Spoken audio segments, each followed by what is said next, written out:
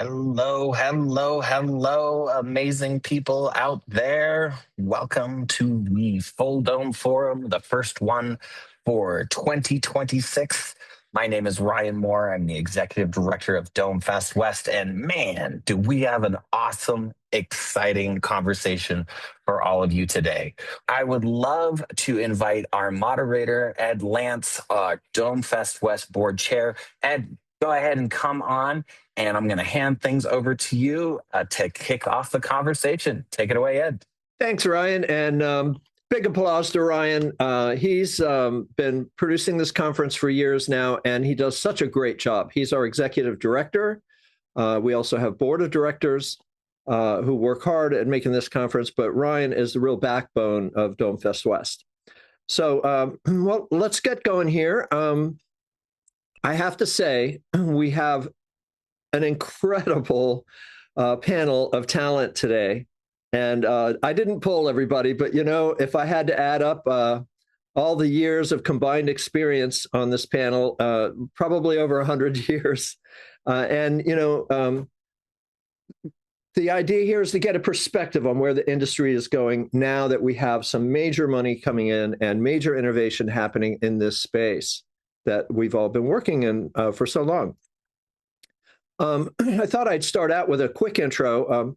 You know, most of you know that the first planetarium came about in the early 20s, and that led to another company and others as well in Asia, whatnot, jumping in with Spitz introduced the Model A planetarium, which was a much less expensive affair to install, and that brought about classroom planetariums. There's thousands of planetariums around the world now, and probably about 2,000 of them have upgraded to full dome video. So this is a progression here. Fisheye Film with the Cinerama 360. There was another group called Cinema 360 with this 10 perf 70 millimeter film. The gorilla in the room ended up being IMAX, who came in with the OmniMax format, now called IMAX Dome or IMAX Laser Dome. And this is a 15 perf 70 millimeter that went through the projector horizontally on a rolling loop that really created the most spectacular images in the biz in that time. The fisheye video, Digistar, you know, had a hyper brilliant CRT with the fisheye lens, and that was in around early 80s. That took off and really started, even though it was started out as kind of fuzzy, and but you could grab a joystick and fly through a model of the known universe. So that continued to grow and evolved into full dome video, and the full dome video is multi-projector edge blend. But now we have LED domes, and the two big drivers in the space who are actually creating their own venues are Sphere and Cosm. And this is revolutionary. So we're not building just planetariums anymore. We're building arts and entertainment venues that can also do education. So these venues range from, you know, up to 17,500 seats, quite large. Cosm has hundreds of seats, but there's also been these other sort of offshoots. Wisdom Art Park was a 5-dome complex in downtown LA, and they got hit pretty hard by the pandemic, came back for a while. They're not there anymore. But SAT in Montreal is still running, and that also is not dedicated as a planetarium. They do a lot of fine arts programming and whatnot. So the thing that really is turning heads here are Sphere and Cosm with these original purpose-built theaters that really have a broad range of applications. You know, we're seeing anything from, of course, original films, you know, with a Hollywood director. We have live immersive sports, corporate keynotes happening in the Sphere, Hollywood films that are being spherized or domified, if you will, concerts and EDM performances. And of course, Cosm, right here in Los Angeles, where I live, fine art films. They have a film they shot with Cirque du Soleil, live immersive sports, which is just spectacular in those venues. And then instead of trying, to spend $100 million on domifying a Hollywood film, they're embellishing the films with enhancements around the framed film, which actually works quite well. Anyway, with all this innovation happening in the space, a lot of artists who've been working in dome, format want to get into these LED domes. Well, there's also LED domes in planetariums now, which you'll also hear. So, we're talking about a lot of pixels. I mean, this is just my best guess. If anybody has additional information they want to share, but I'd be happy to hear it. But, just a broad brush, you're looking at a 16K by 16K screen approximately. I believe they use a 1-to-1 equirectangular frame format. And then in Cosm, it's more of a 2-to-1 equirectangular, full sphere. And when you plug that into a given theater, you don't see the entire sphere, but you can definitely go hyper hemisphere, beyond a hemisphere with the image. And so we'll hear a little more about this from Alec, who actually has is a director of an LED dome that Cosm made. So, this raises a lot of questions. There's more questions that I think you all will have. Feel free to pop them into the Q&A box. Like for one, how will these innovations in programming affect future dome programming? How about the unique venue designs? Is the hemisphere going to evolve? Is Fulldome going to evolve into something more full sphere-ish? Market innovations. Do you think these theaters will spark a renaissance in the dome theater market with all these new projects rolling out? And hey, is this the future of entertainment? Arts, entertainment, education, all kind of mashing up into one venue. So inquiring minds want to know. And to start our discussion out, we have Tracy Balsz, who she's been in the studios, Warner Brothers, Paramount. She moved into independent marketing, and she works with a lot of location-based entertainment companies. She has a really sort of a broad picture of that whole space.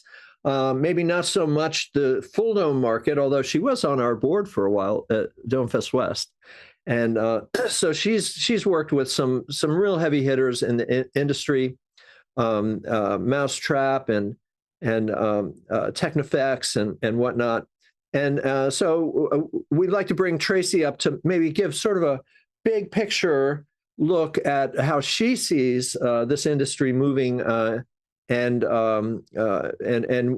what's now evolving. Are the domes really making an impact in the larger location-based entertainment market and such? So Tracy, why don't you come on screen and let's hear your point of view here. Really curious. Thank you, Ed. Hello, everybody out there. It's really nice to be here.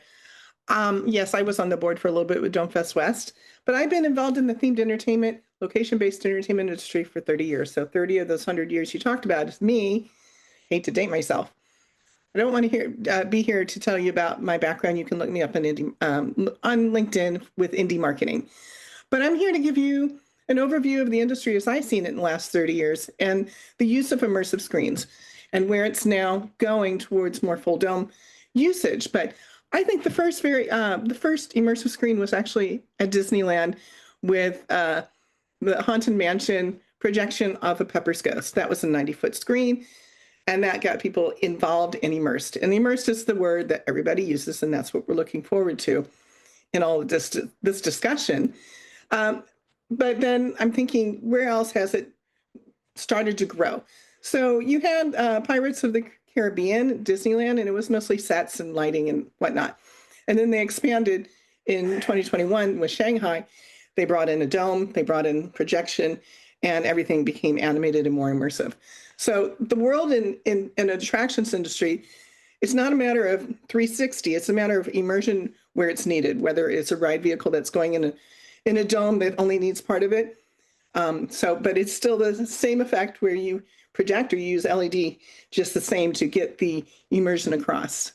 So in the beginning with dome screens, there was the iconic simulator rides like Harry Potter and the Forbidden Journey at Universal Islands of Adventure. And then there was Back to the Future or the Simpsons ride here in Los Angeles Universal. Those were dome IMAX screens, the big immersion where it became more ride vehicles going more vertical, which turned into the flying theaters, which is a very popular thing right now, both in theme park, but also in location-based entertainment, where these are travelogues at destinations to show off the city worldwide. And this is a big deal, and they keep on growing and more coming about.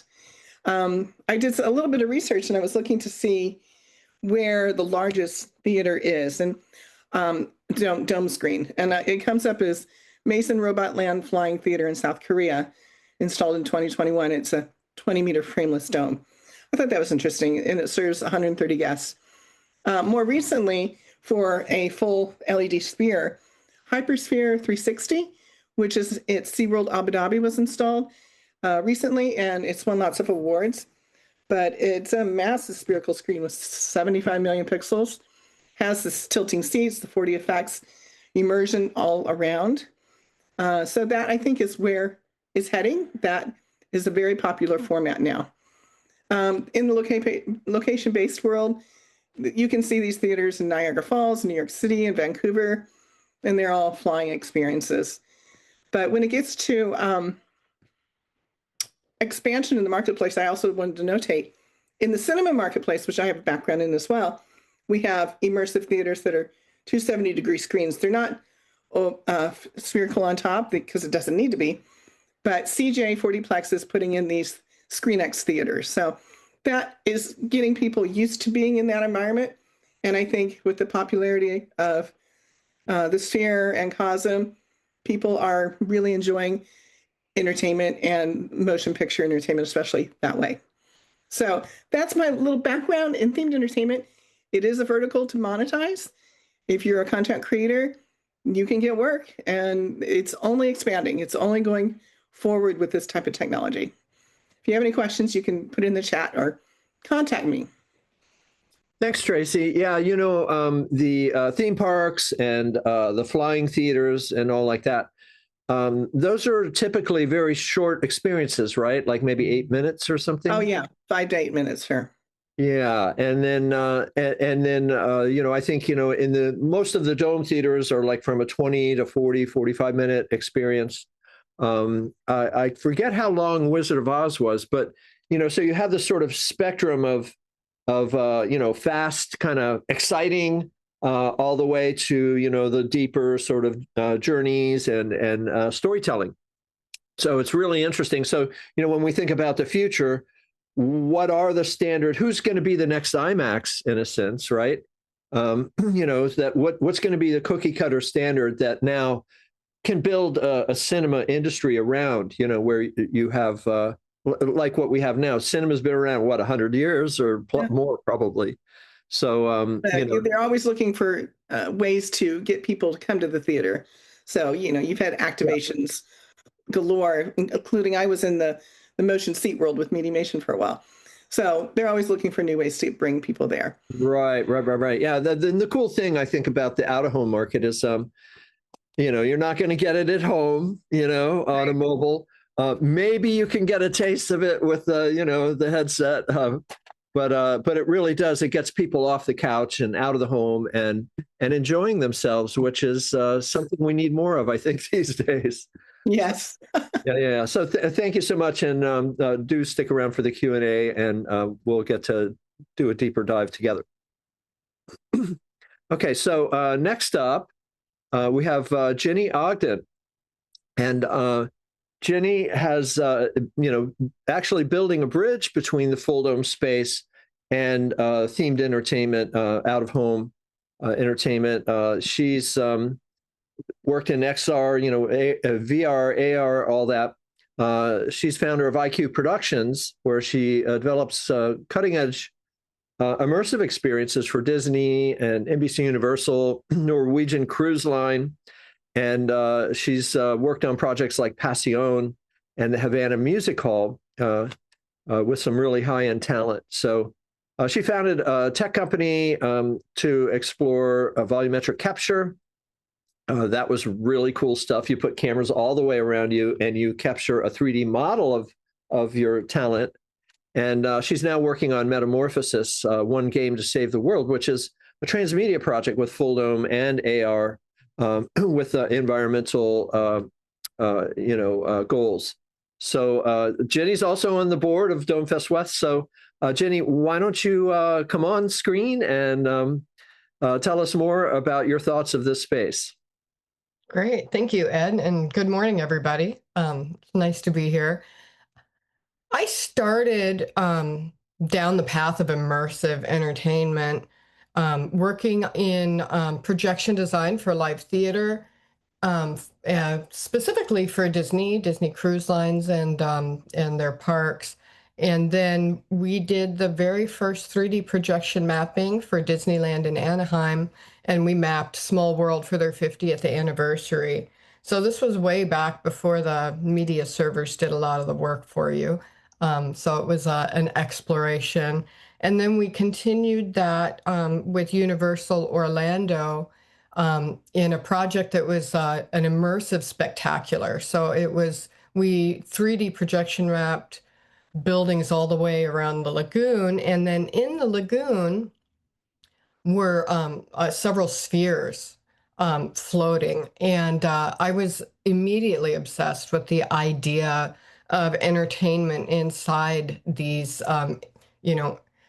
projection mapped domes that were floating in the lagoon. So that was kind of my first introduction. I think it was Absolute Hollywood and Steve Harvey out of London actually brought the spheres in.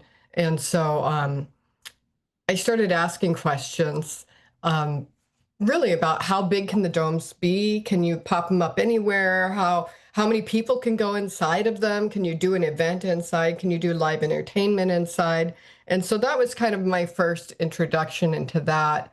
At the same time, we went back to Disney Cruise Lines and said, why can't we 3D map the walls of the theaters inside the cruise ships for the musicals we were doing the projection design for? And so we got to do some proof of concept for them, and eventually ended up doing, I think, 9 shows for them on the ships. And it was really a way of creatively and visually breaking the fourth wall for live theater.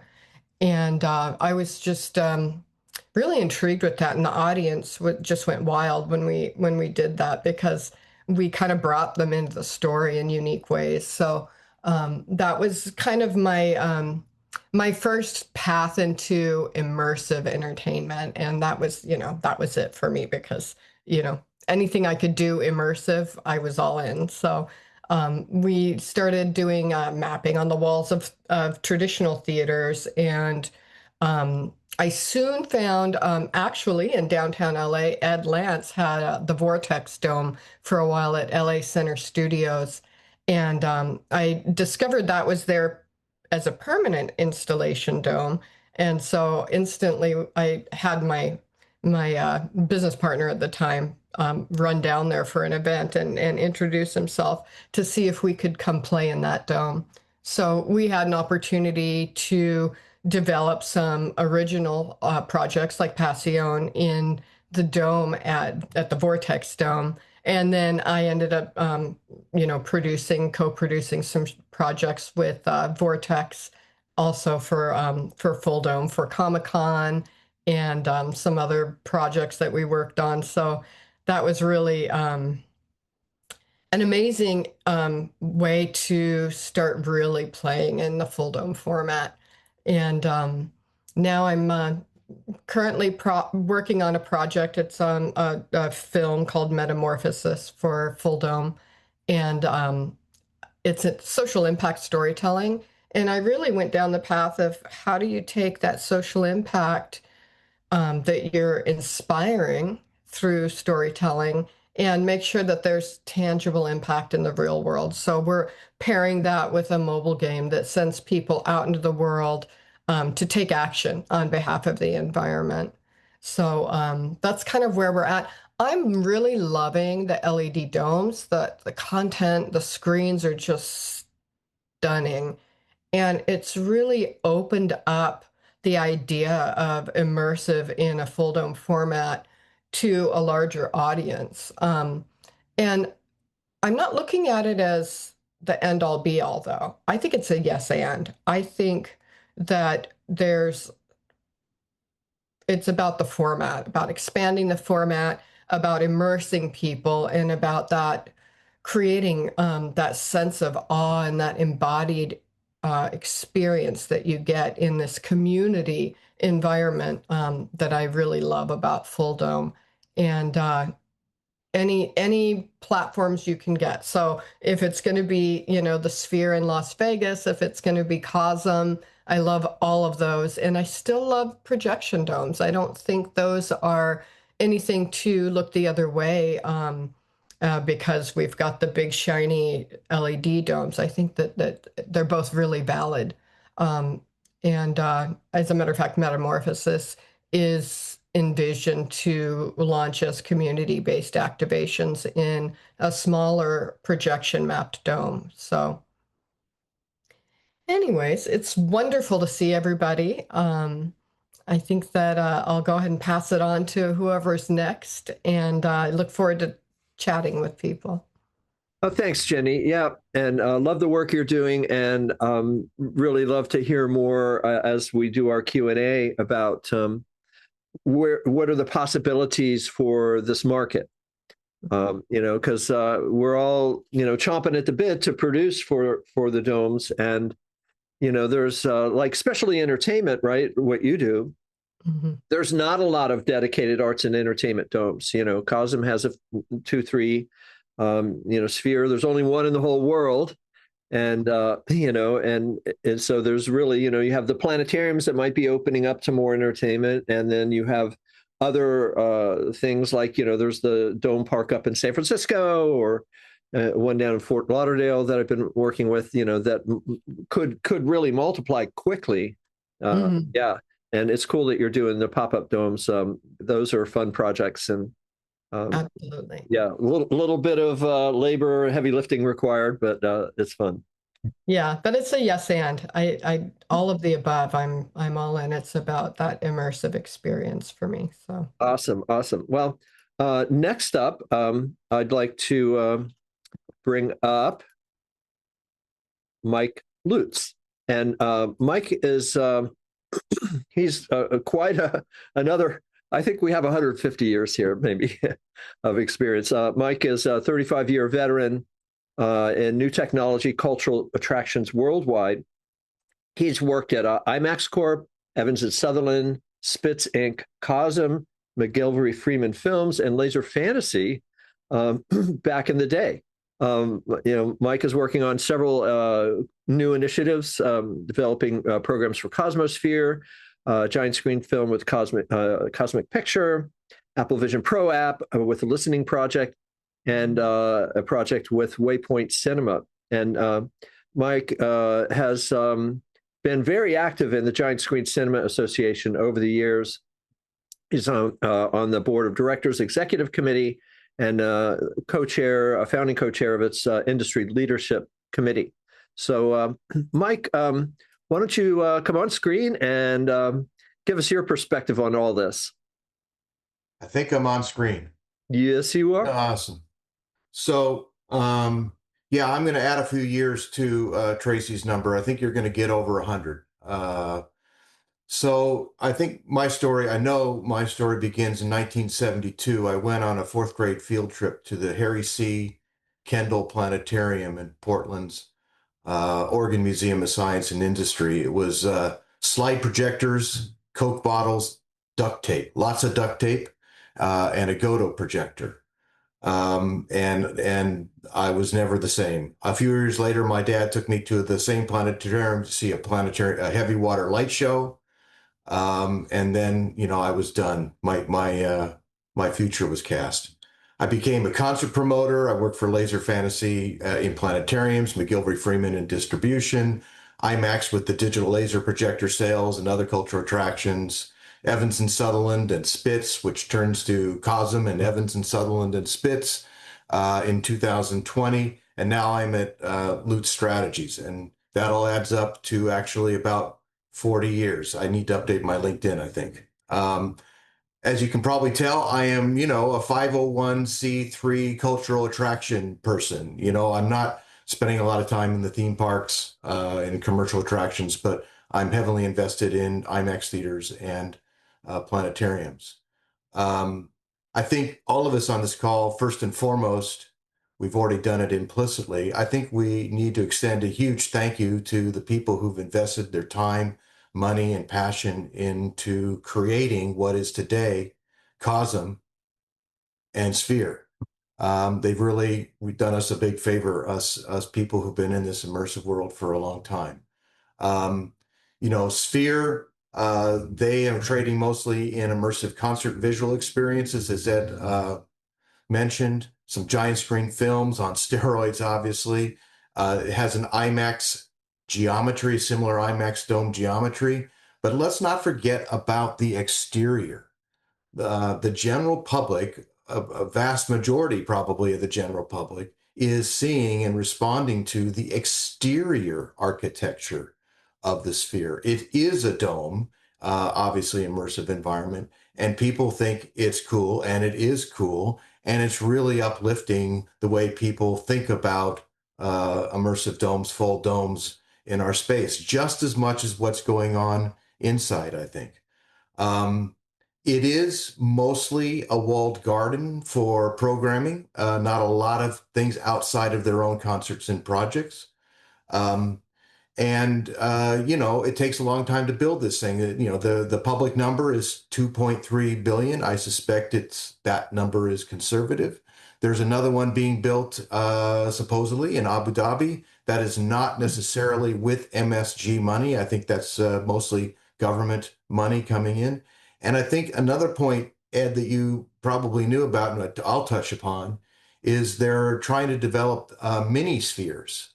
I don't think they've developed any or are in advanced conversations in many locations, but these mini spheres they've announced are more of the 5,000 seat level rather than the 17 or 18,000 seat level. And I think that's a very interesting thing to keep an eye open for. Oh, hey, Mike, you have a PowerPoint, right? I don't think you're sharing. I do, but I'm purposely not sharing it because I want to use it until the end. Rock and roll. Yeah. As some of you on this call, especially Tammy, know, I'm not a big PowerPoint guy, but I will use it sometimes. Thank you, Ed. So then there's Cosm. I know a little bit more about Cosm, having been there in 2020 when Cosm came to acquire Evans and Sutherland. Their main thing, of course, is live immersive sports. Not many people on this call, are creators of live immersive sports, but that is the vast majority of their programming. It really works. They have, to their credit, I think, nobly invested money in art experiences, the Cirque du Soleil's and heavy water light show kind of things, and Nancy Baker Cahill and surfing films that generating some buzz for sure.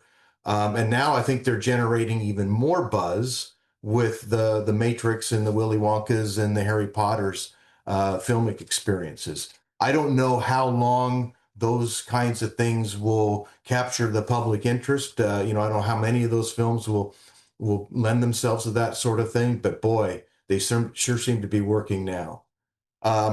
Another thing that differentiates them from, most of the world that our community lives in, food and beverage, just like a cinema theater, AMC cinema theater or whatever, they generate a lot of income from the food and beverage service.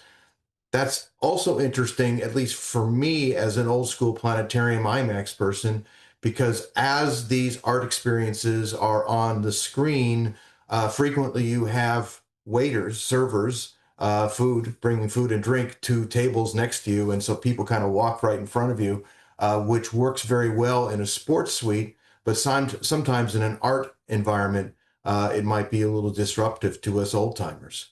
They're adding Atlanta and Detroit this year, I think, and Cleveland in 2027. No doubt there's many more behind that. They do develop some program. Neil Carty, when he was there, developed a lot of the art programming for sure, and they're developing the relationship for the films, of course. But again, like Sphere, it's kind of, I don't want to call it walled garden because it's not, but it's very close to a walled garden, at least by our standards in the planetarium world and the IMAX world. But wait, there's something more exciting from Cosm. The foundation of Cosm experiences is built on planetariums through the acquisition of Evans and Sutherland. They're using Cosm as a B2B brand to sell the LED domes. Fort Worth Museum of Science and History reopened their Omni Theater about a year ago, just over a year ago, with a $20.3 million investment in refurbishing that theater, installing the Cosm technology, and redoing their lobby and entryway. So not all of that $20.3 million was in the theater itself. They had a lot of building infrastructure behind it. And then you'll hear a lot more in a minute about the Arizona Science Center, which just opened a couple months ago, the Dorrance Dome. In between there, the Prague Planetarium opened with their LED dome from Cosm. They've announced a theater in Reno. They've announced a theater in Paraguay. Robin Sipp, who I spoke to the other day, many of you know Robin, he really likes the geometry of these more planetarium-oriented LED domes because he calls them hypospheres, which is a little different than Fort Worth. Fort Worth was, originally an IMAX dome and had that geometry. But these hypospheres offer a lot of new kind of deep immersion to us, and I think it presents a lot of exciting concepts. Other LED domes, a couple in Japan from Konica Minolta, one in RSA's done in India, and one developing in the Netherlands, so more to come. So how are Cosm and the Fulldome sort of reshaping our landscape? I think that's the question at the outset here. My opinion is, first and foremost, these venues and the investments and the incredible entertainment and art that they are bringing to the general public are bringing a new kind of cool and relevant vibe to what Fulldome is at a time when coincides with a time when immersive is more valued than ever. That's pretty cool. Even as immersive becomes meaningless, these venues are really providing true immersive experiences. Some people don't even know they have an immersive experience in their marketplace until they see a sphere, and then somebody comes along and says, we're like the sphere. The folks at the Macmillan Planetarium in Vancouver did that a while back, saying, there's a sphere in Vancouver. You know what I mean? Why not? There is. So this is another lever that people in planetariums and IMAX domes can pull to bring them more relevance and marketability. Just as importantly, these organizations, Cosm and Sphere, are demonstrating new use cases. The live concerts is sort of a new case. We've been doing some live concerts in planetariums for years and years, but not in this kind of high profile way. Sports is another thing. I'm not going to steal any thunder from Alec, but there's some great things going on in Phoenix that they're developing. In Fort Worth, they're doing some really cool things. So that's really, really cool that what Cosm and MSG have done here. So let's talk about Fulldome giant screen planetariums and what this all means to us. I use us because that's where I've been for 40 years. First, we are the first immersive theaters. 100 years ago, when the planetarium was built in Germany, that was really the first immersive theater in the world, in my opinion. In general, planetariums are a 100-year brand now, about as nimble as an oil tanker. It is so heavily based on astronomy.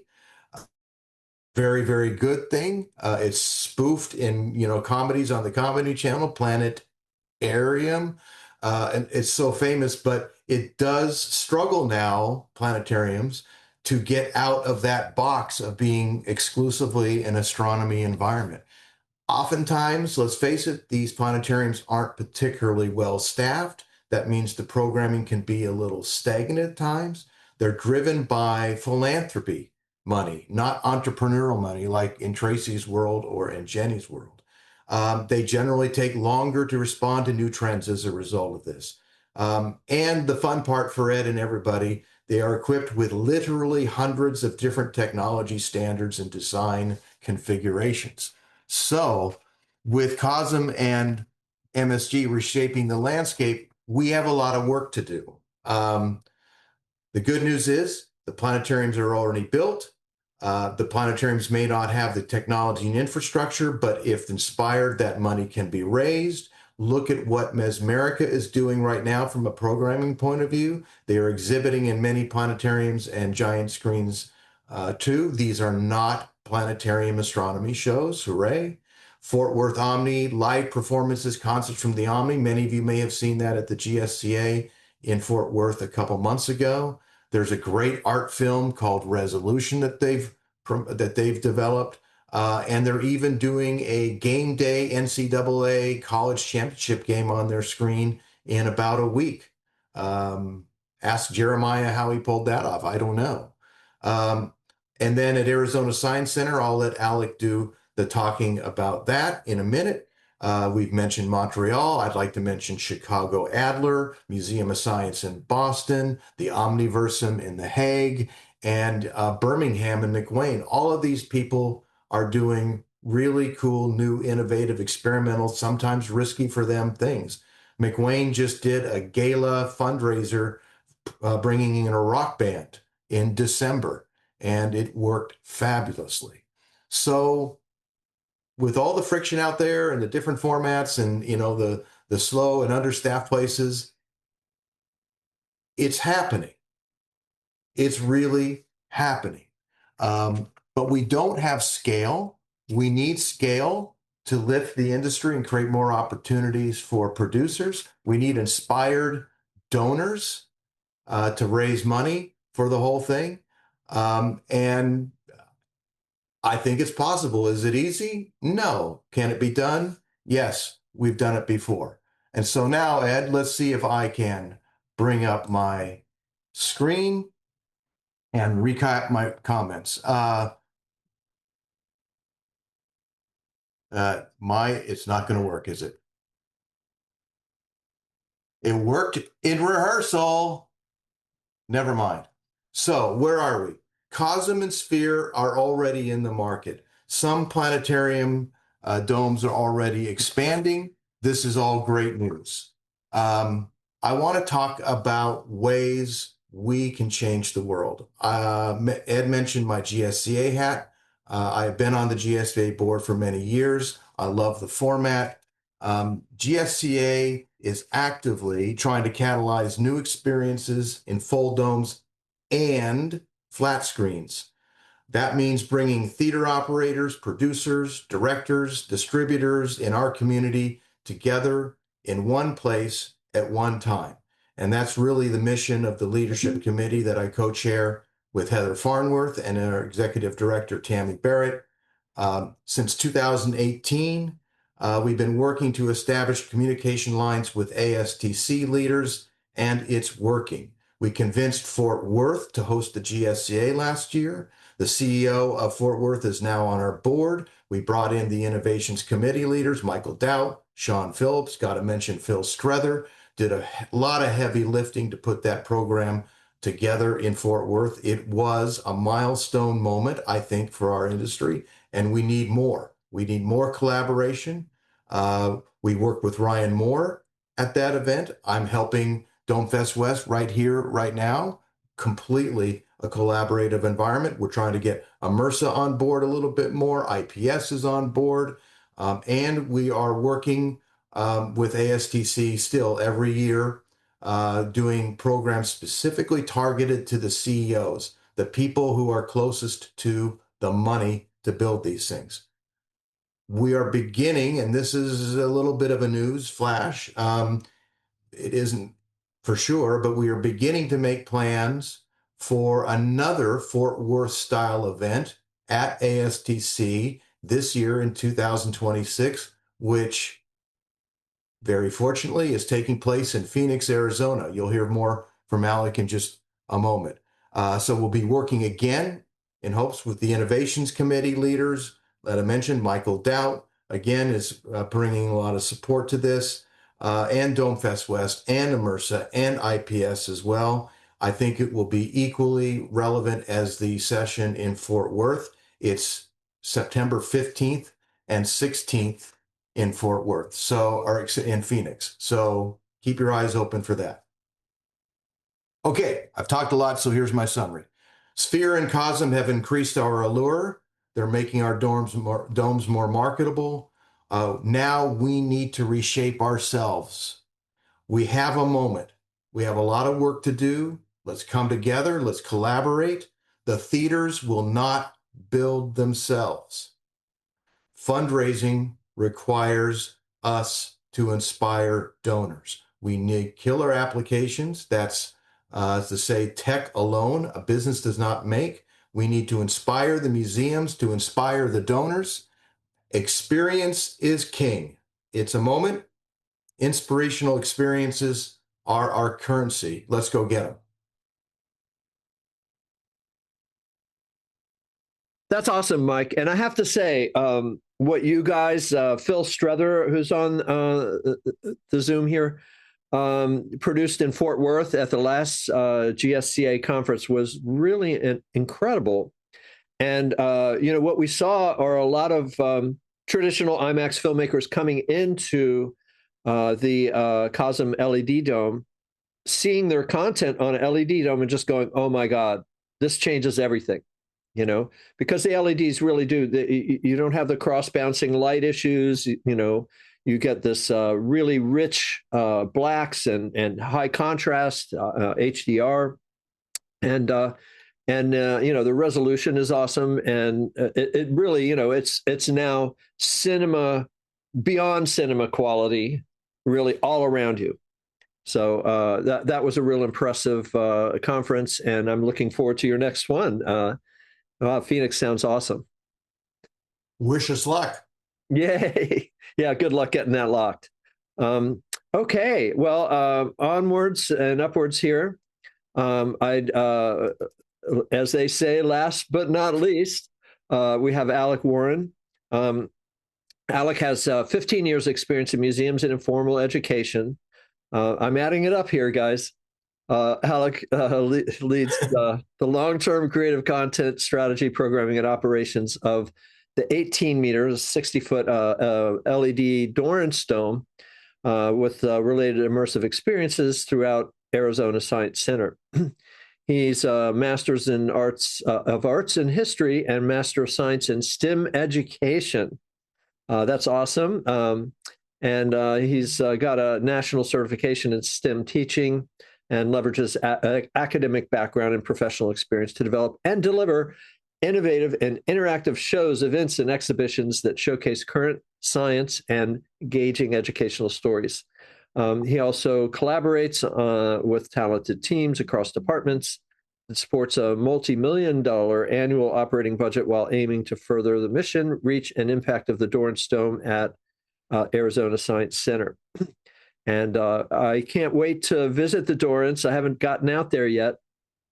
But Alec, why don't you come on screen and, as an operating theater, next-gen theater, let's say, with the LED, Cosm LED screen, you've got hands-on here. So we're really interested to have you share your experience with and how this all fits into the overarching market. Thanks. Yeah, thank you so much, Ed. And thank you for teeing me up, Mike, as well. And I just wanted to give a quick shout out to some of the folks I see who've joined us on the call today. Sam Stevens, who's a member of our Dorrance Dome team, he's our Dome content developer there. He's on the call today and actually created the background that you see up on this particular image of the Dorrance Dome that I shared for this presentation today. And I also saw Martin Fuchs on the call as well from Prague Planetarium, one of the other Cosm LED domes in the world, which actually has a similar structure and design to ours as well. I want to say it's maybe slightly wider than ours, but has that same apron extension that makes it, full dome plus. But really excited to talk and kind of dive into what we're doing with an LED dome in Arizona Science Center here in Phoenix. And what we intend to do with it down the road, and some of the lessons that we've, and models that we've adopted from Cosm and Sphere, and from these examples that we want to integrate into our own programming. But just a little bit about us, a little bit about the Dorrance Dome. We're a 200-seat, 18-meter LED dome. We opened in October of 2025 after a nearly 2-year renovation project. So the Dorrance Planetarium actually opened in 1997, along with the main Arizona Science Center building that we had, and it operated as Dorrance Planetarium for many years. But then the organization made the investment and made the jump to LED and decided on that around the year 2021.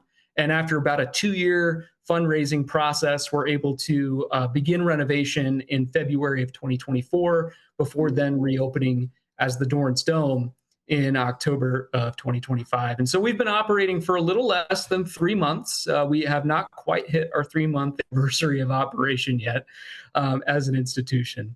But in that time, we have been, I don't want to say throwing things at the wall to see what would stick, but we've been experimenting with a great many types of programs in order to engage our standard audiences, our daytime and school group audiences, but also attract new audiences to the Dorrance Dome as well. So I just wanted to share just a few pictures here just to give you a sense of what the space is like and how we've been using the technology and the LED dome to our advantage. It can seat 200 guests, but we also, if you look at those front 4 rows that are flat with the stage area, those are actually removable. So we actually have 88 flex seats that we can take out of our theater, which enables us to open up the space for more unique programs, things that you may not typically associate with a planetarium space. And I'll share some examples of that here in a second. But here you can see an example of our live daytime experience. So we do live astronomy programs every single day for the public. We also share planetarium films as well. So Fulldome format films we play every single day as part of our daily rotation. We've also done live performance in here. Here you can see an image from our grand opening. There's a particular shot from the Orpheum Theater, which is a local theater here. So Sam, our content developer, went out and took 360 photography of that space, and we were able to bring it into the Dorrance Dome the same day and actually share it at high resolution. And we recruited a guitarist and a dancer who were friends with Sam as well, based in LA. They came out and performed for that grand opening evening as well. We've since hosted a live band in the space. We've also done other experiences such as yoga in the dome, taking advantage of that space.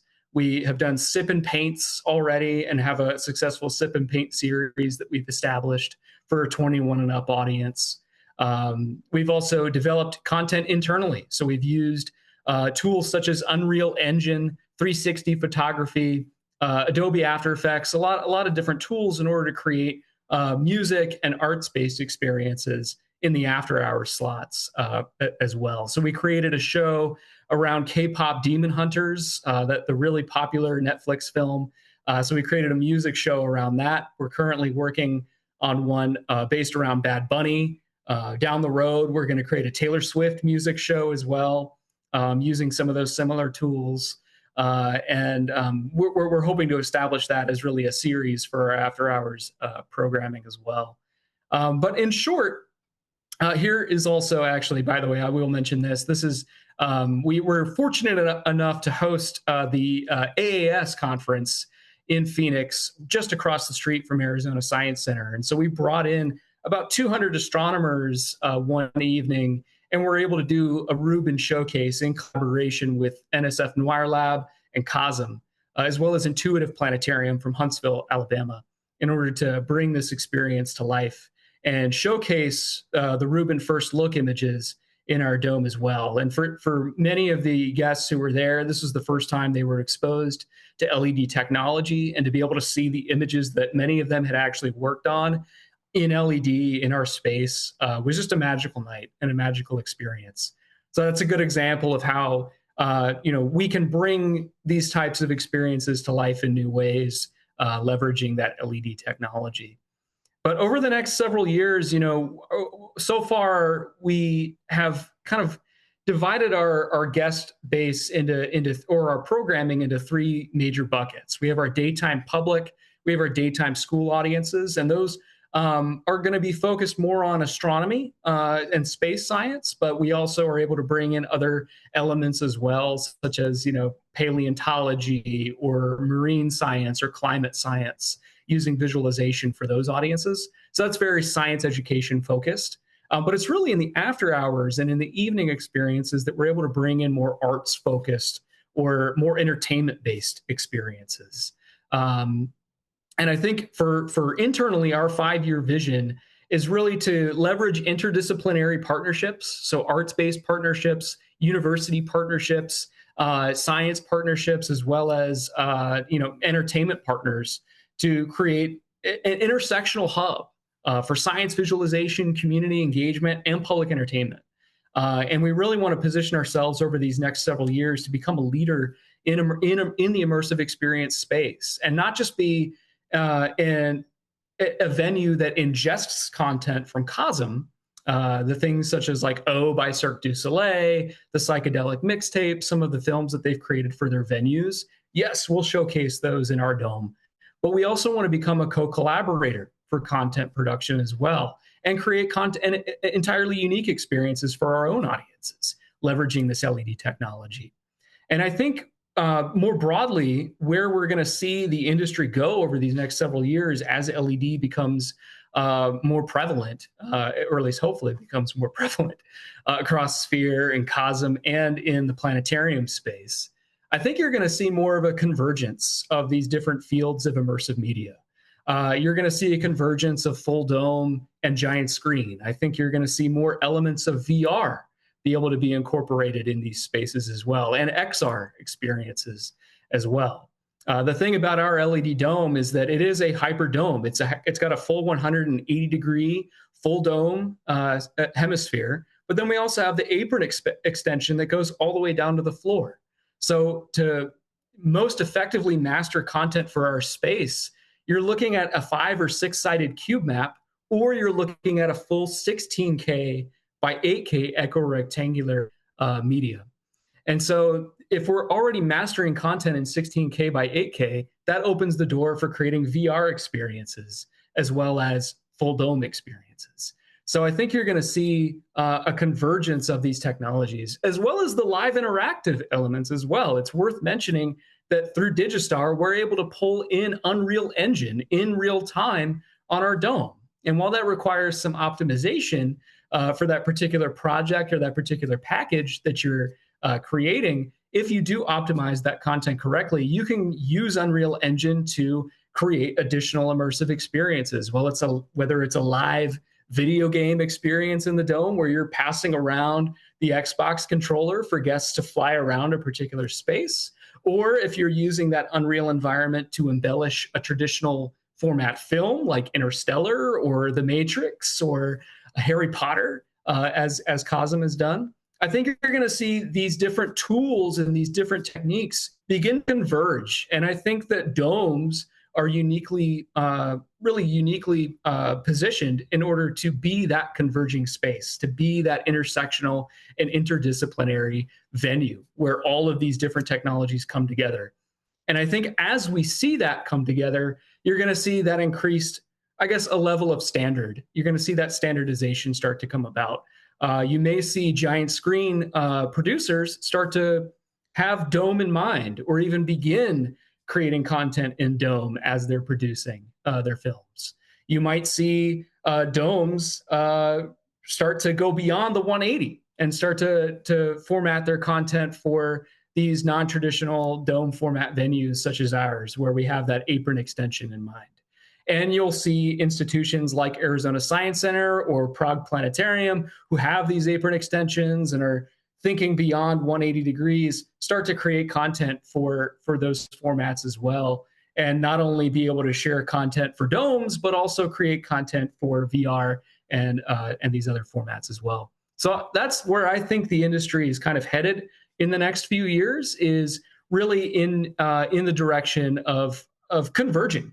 And you'll see, if industries and if venues are smart about how they subdivide their audiences, as we have, where we serve our daytime and we serve our school-based audiences, as many, if not all, planetariums do, but also make room and make space for that evening programming where we can get a little bit more creative, a little bit more unique.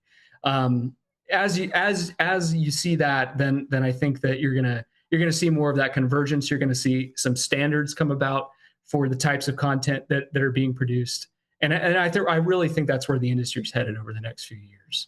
So that's my 2 cents, I guess you could say. That's awesome, Alec.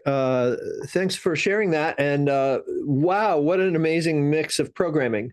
And, this is really what differentiates, what we like to call planetariums still, even though they're not always just focused on the planets and the stars, from like themed entertainment, where it's a ticketed attraction. You're just trying to roll over people, get the most throughput, provide an incredible experience, now go home, and here it's more of a community focus.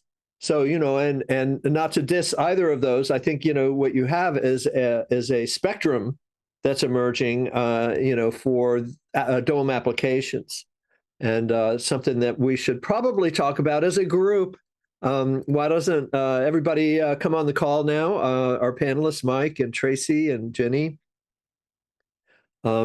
Thank you guys for sharing your wisdom. And, there's a lot we could talk about here. I'm going to get to the Q&A box very shortly because I think we should be driven by our attendees. But I do have a couple things I think that I'd like to bring up before we do that. One is regarding programming. Now, Alec, you're doing live performances. Jenni, you've produced a lot of live performances. Mm-hmm. Is that a priority? Do you think in the market to be able to support that? Because there's a whole kit. I mean, a live performance theater and a cinema are very different beasts, And so if we're just doing push button shows, that's one theater design. But the live performance, you have lighting, you have sound reinforcement, you have to have a stage area and a way to get on and off the stage, and a green room for your performers, and all the sort of thing. And I'm just wondering, from what you're seeing, where the direction you're seeing the industry go, Cosm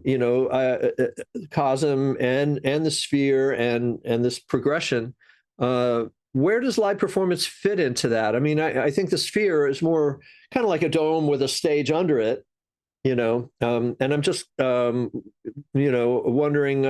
where do you think all this is going, and any comments you'd like to make about that?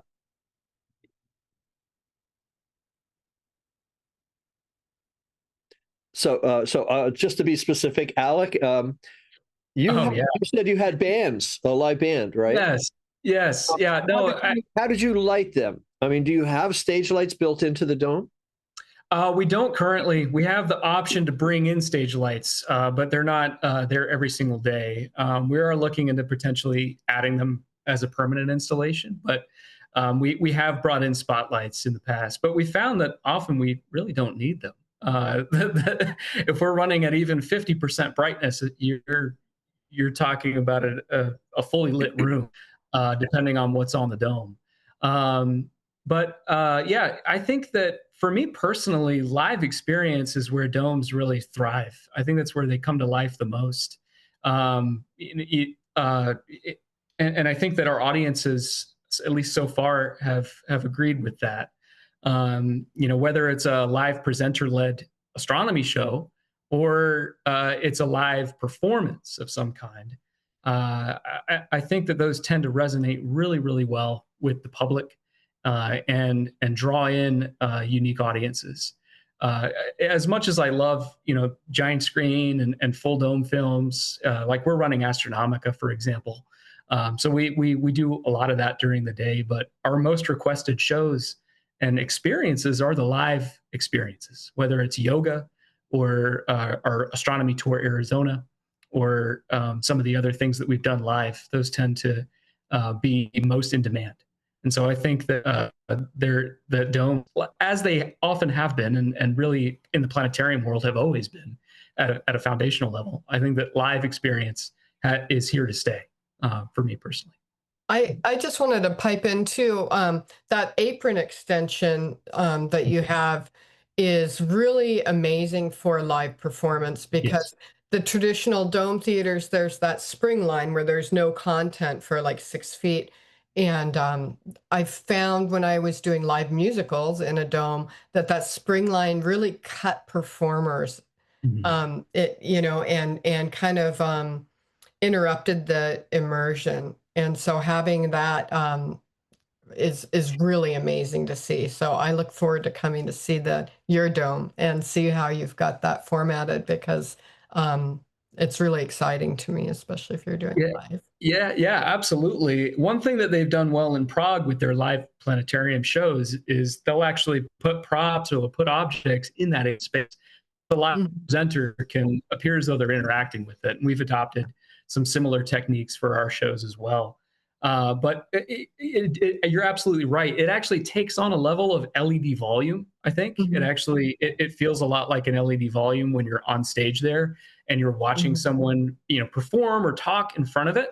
It just adds a new level of immersion, and it opens up possibilities for like a live stage performance. I was actually thinking in the shower the other day of like, well, what if we brought in a local theater troupe and they did the entire performance and we created a backdrop for Midsummer Night's Dream and they performed Shakespeare in the dome using that. And I should show you Passion one of these days.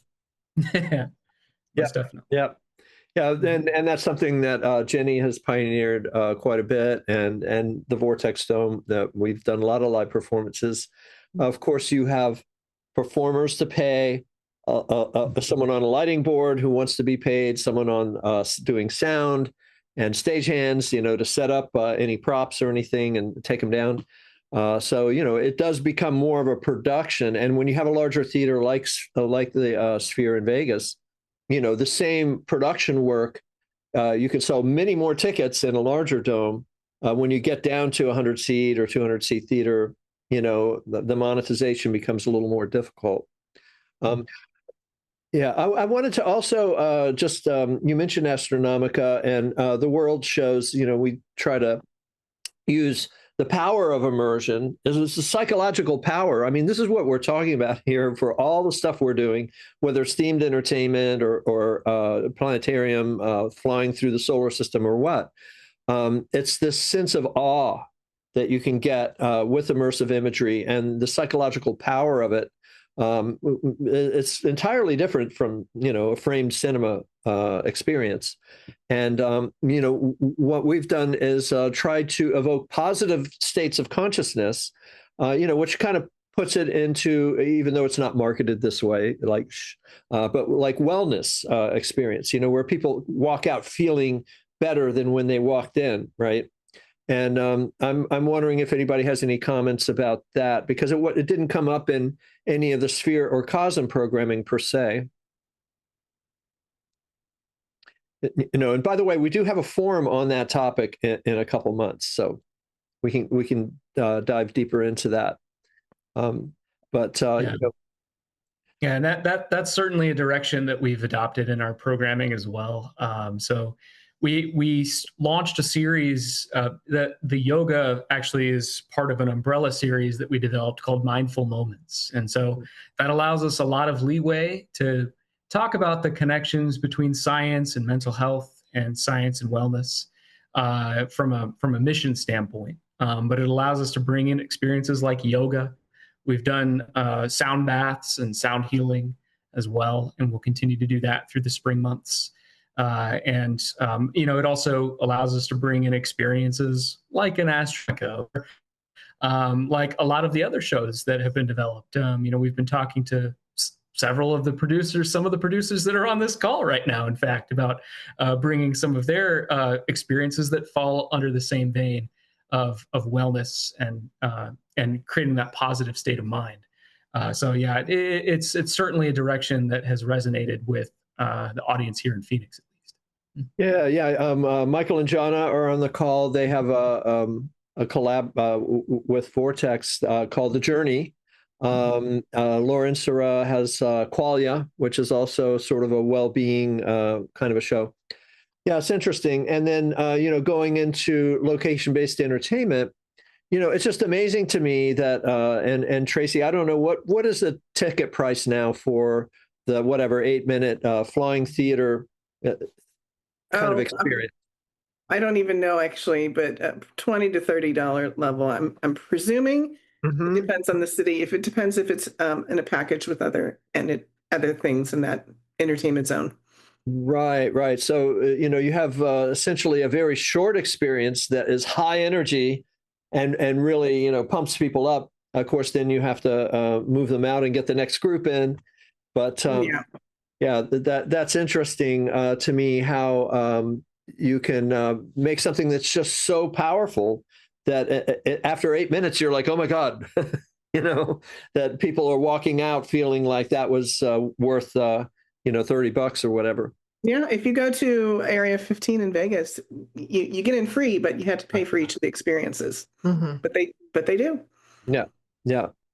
And then I thought maybe just talk a little about the architectural design, because when I first walked into Cosm's theater here in Los Angeles, I was like, oh wow, who designed this? In my sort of design guide in my head, it's like, wow, they violated a lot of what I consider as important design constraints, like cutting mezzanines into the dome and having people sitting on stools blocking, with their heads blocking your view of the screen. And I'm like, gosh, and then when they ran a sports experience, I was like, everybody's cheering and the sports stadium is projected all around you, and it looks like it seamlessly comes into the room.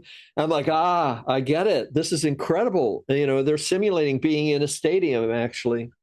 But I thought, Alec, you have at the Dorrance there, when you bring the screen down to the floor, you can't not, the people in the front row get to see the screen all the way to the floor, but everyone sitting back, right, the sight lines are kind of blocked down that far, right?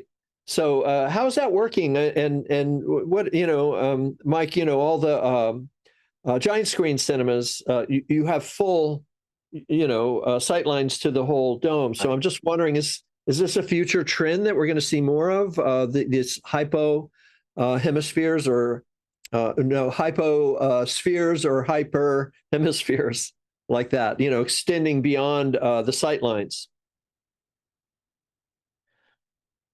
It's a tough question. I mean, obviously the planetarium world has a rich history of not repeating a single design or technology in any given theater. And there may be a lot more of that in the future because of the roots. But I think that there are some really cool things being developed in Fort Worth and Phoenix. You've just heard them, right? I mean, slam dunk.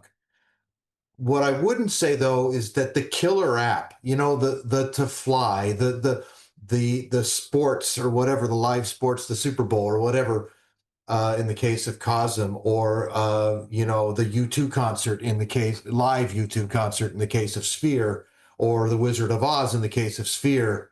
I don't know if we've quite found that. yet. I mean, I hope we haven't found that yet, because it portends a very, very bright future for us. And whatever that killer app turns out to be will be a strong force in determining the answer to your question. Right. When we find what the people will pay for in our full domes, in the way that they pay for Super Bowls in stadiums and Cosms, in the way that they spend for concerts by U2 or Grateful Dead or whatever, in MSG, when we uncover that or something like that, that will begin to inform considerably what the proper actual design is. Got it. Got it.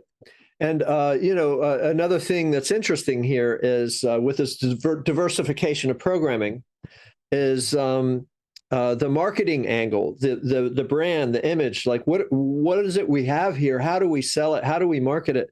And I'm wondering, Tracy, maybe you have a thought on that, because, planetariums have been marketed as star theaters largely, right? Is that going to serve them moving forward? Should maybe they be looking at something a little more, cultural or community focused like that?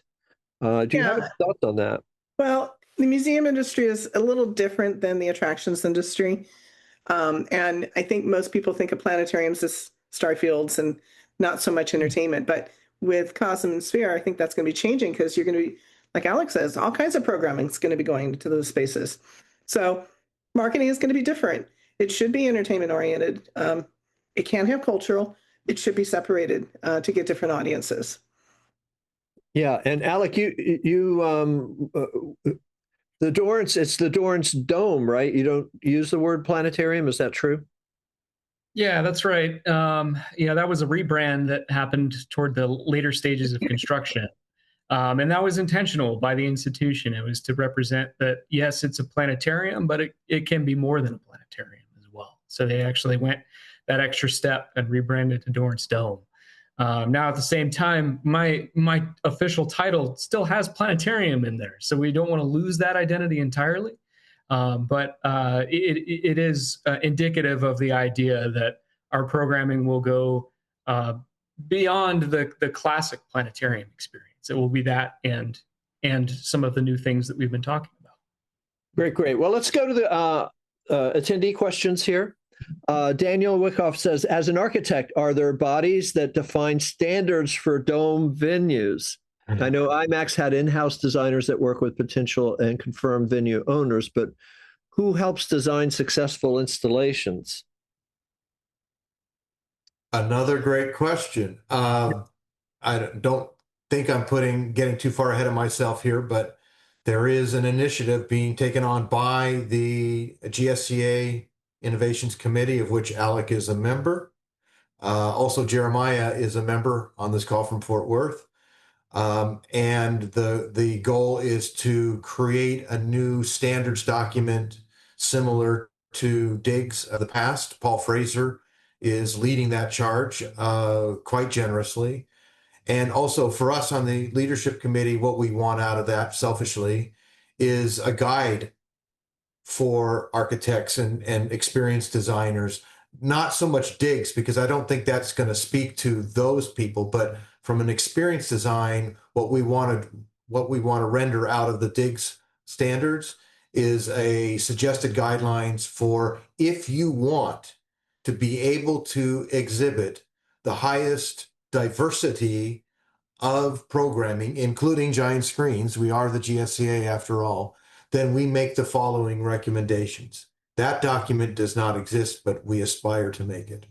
That's great. And I was one of the original, yes, right on the DIGS standards. And, Victoria Gibson is also asking about standardization among projection-based domes.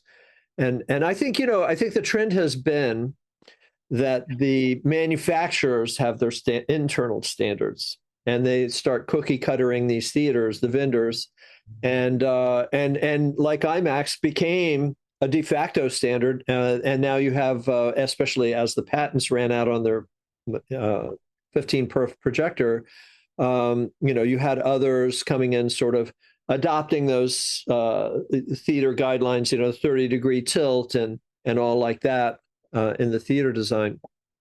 So, and by the way, Alec, I think it's brilliant that you have that flat area down there where you can put chairs or not. I've also been designing theaters like that.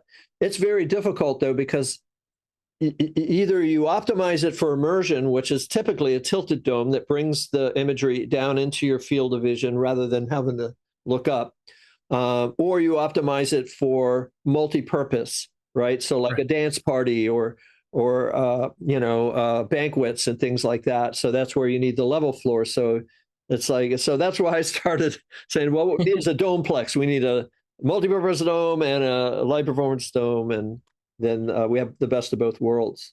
Yeah, and we've been living in both of those worlds. I mean, we do have that staggered seating. So the majority of our seats, 112 of the 200, are those tilted stadium seats. We do have that floor space as well, and we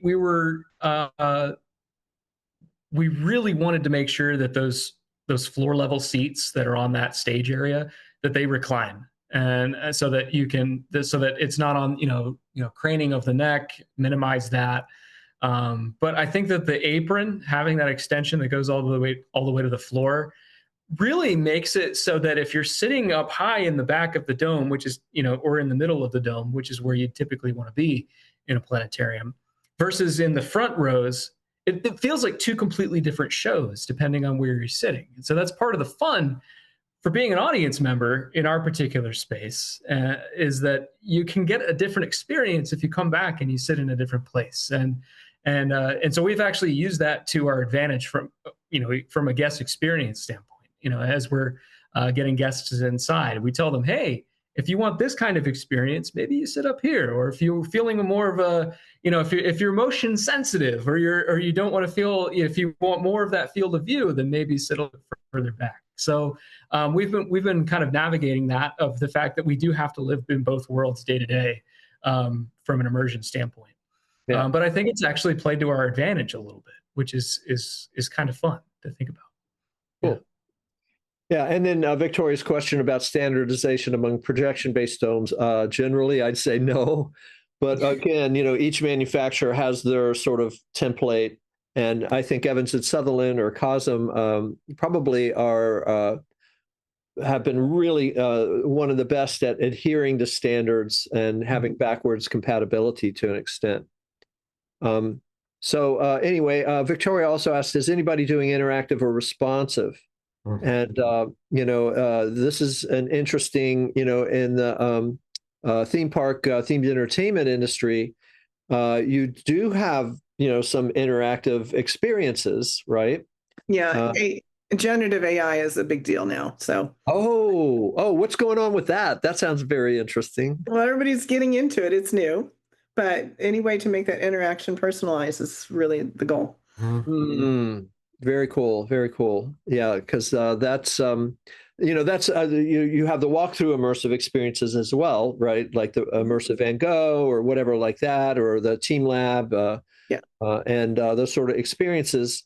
And if you wave a hand and a flower opens or butterflies, that's cool. But if everyone interactive, but if you wear a wristband or RFID, then it interacts with you personally. It'll welcome you. Right. So each person has a unique experience instead of the same sort of one-trick pony for everybody. Yeah. That's way cool. And then, Alec, have you done anything interactive? I guess like yoga is sort of an interactive thing, or, when people can do Q&A. Is there any interactive tech that you've played with? I'm curious. So that's what we're experimenting with right now with Unreal Engine. So we haven't implemented it in a show yet, but we do have plans down the road, hopefully later this year, to have shows that have that baked in audience interactivity element to it. One idea that Sam and I have been exploring is actually creating Unreal environments that are navigable and that you can actually fly through in real time on the dome. And then actually be able to pass around a controller and have audience members come up and actually fly through a portion of the experience and actually drive the experience to some level. Other ways that we've baked in some interactivity is like for example, our K-pop Demon Hunter show, we've turned that into essentially a dance party for kids where you have the visuals going overhead, you have the music in the room, and then we open up part of the floor space where the children can actually dance. And it's been super popular with families. So we're considering going that route for other types of shows as well. For Taylor Swift or Bad Bunny or you name it, making these dance parties as much as they are dome experiences. Excellent. Yeah. So that is definitely a flavor that we're looking to introduce. That's great. When the whole electronic dance music thing came about, a lot of people were shaming it. Oh, what are those kids doing? They're drugs and everything. But there's also sort of a community tribal angle to that is healthy. And it's great to see you embracing that in a safe environment for the kids, very cool. Daniel Wyckoff asked about have most planetariums abandoned analog projectors and gone purely digital? JT Town, she's like largely in the US, yes.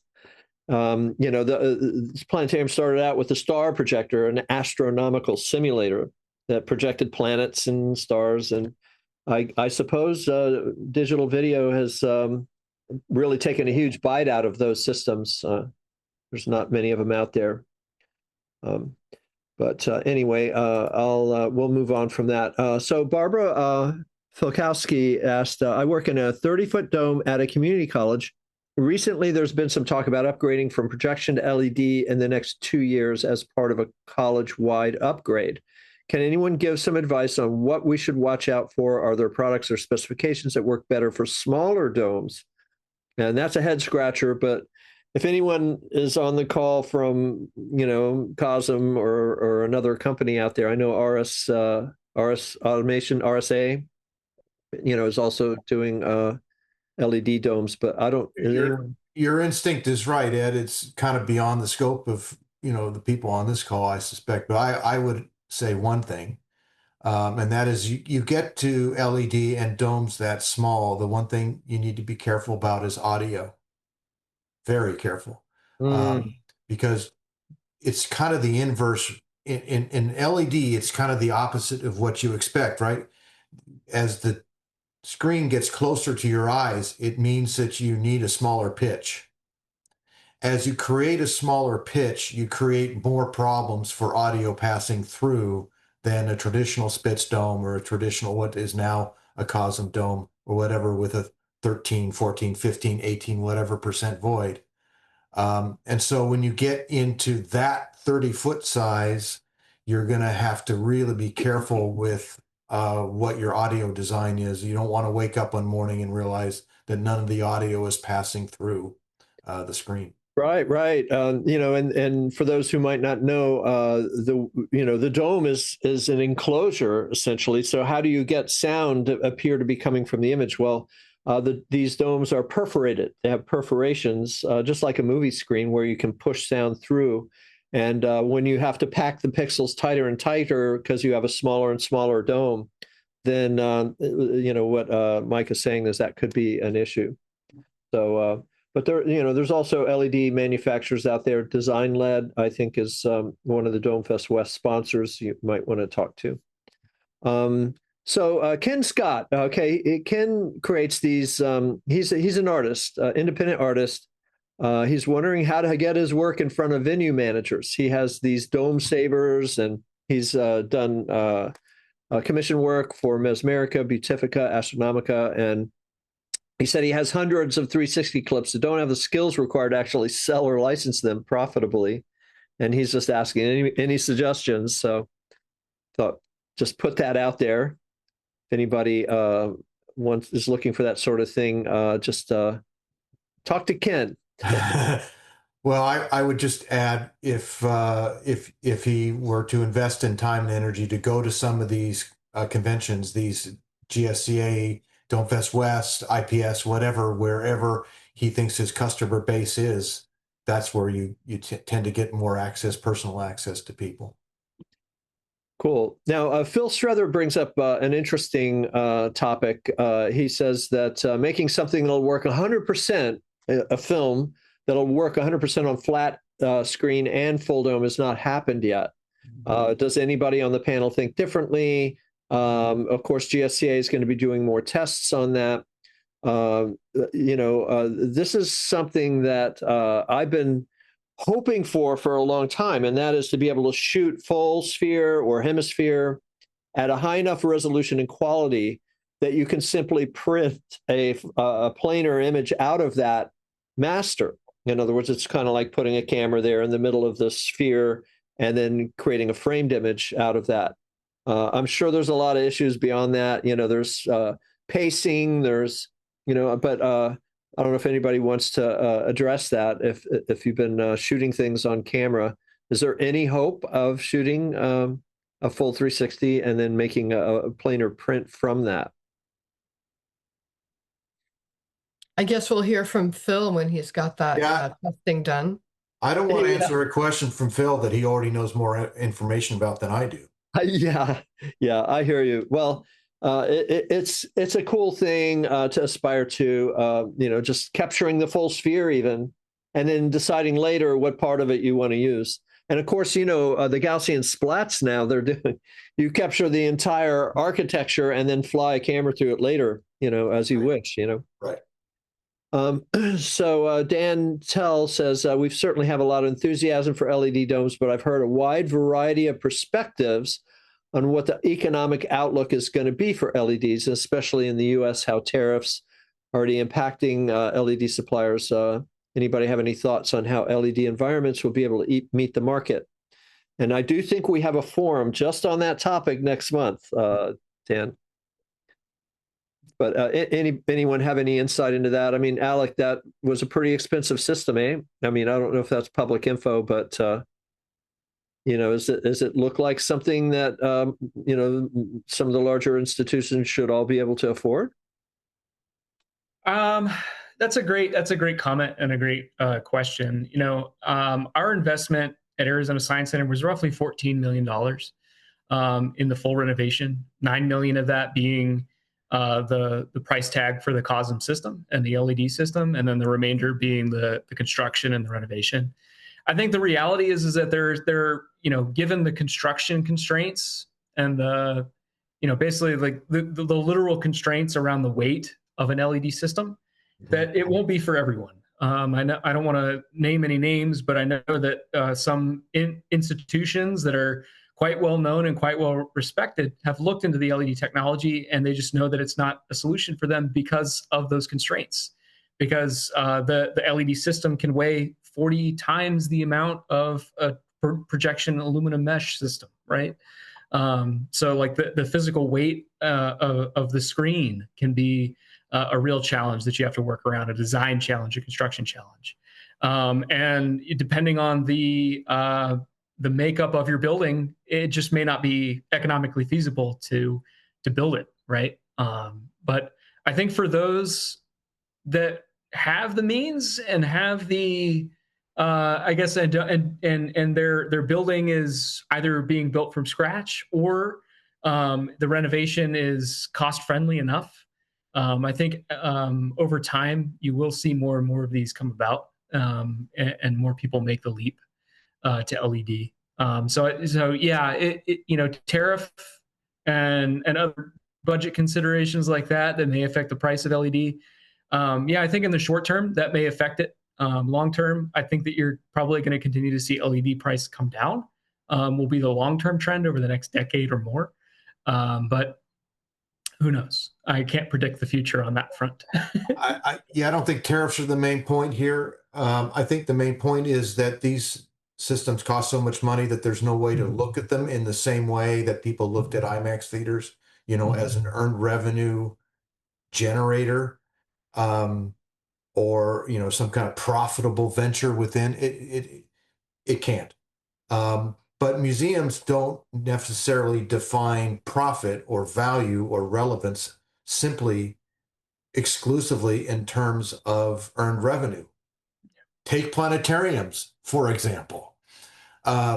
They have a larger business need to serve their community's needs and to do it well and to be relevant to their community in order to attract people to come to their facility in the first place.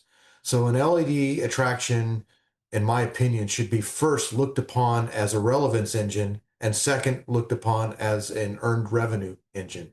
That's a radically different point of view than a theme park or an LBE, but it is really the only way you could justify $14 million in Arizona or $20 million in Fort Worth or anywhere in between. But if you do look at it that way and you look at it as a way to make your organization relevant and desirable and marketable to all of your diverse communities, then it's extraordinarily profitable.